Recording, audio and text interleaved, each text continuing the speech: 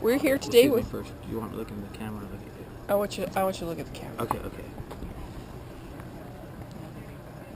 We're here today for JR's 400th skydive. That's correct, 400 skydive. And what has sent you on this crazy journey? I think you're closest to life when you're closest to death. And I think that some people, I was going to joke, but you know what, I'm not going to joke, I'm going to be honest.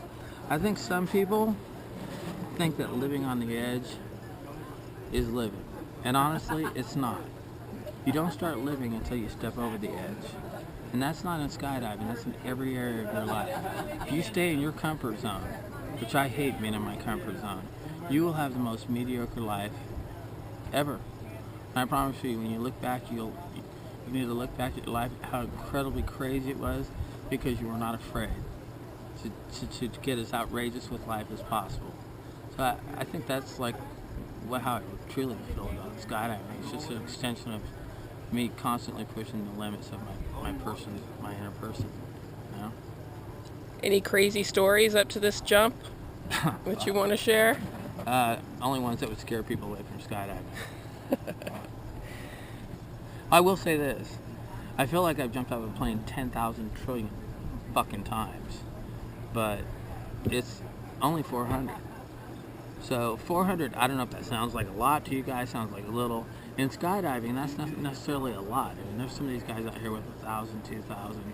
400 is not beginning either. You know, when you get to 500, that's the highest license you can get is a D. So I'm already C. So I'm not a rookie. I've had a cutaway, which is scary as shit.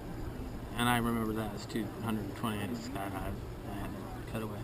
And there's some crazy shit going on up there. But you know,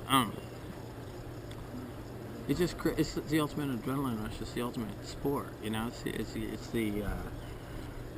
dopamine that releases. You know, you have dopamine 1, 2, 3, and 4. You can Google it, and people actually take drugs that actually induce this. But what happens is it creates it in an unnatural way, to where the neurotransmitters in your brain actually fire off more dopamine than they're supposed to, and that's why drug addicts get all burnt out.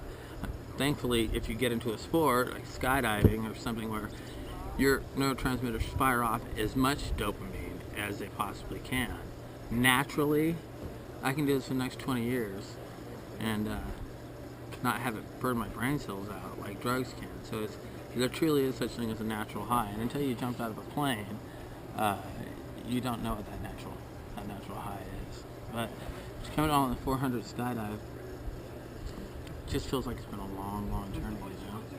I'm happy to be here and on my 400, and you know, I'm excited. I'm only 100 away from 500, but 400 is good for me. So I got serious.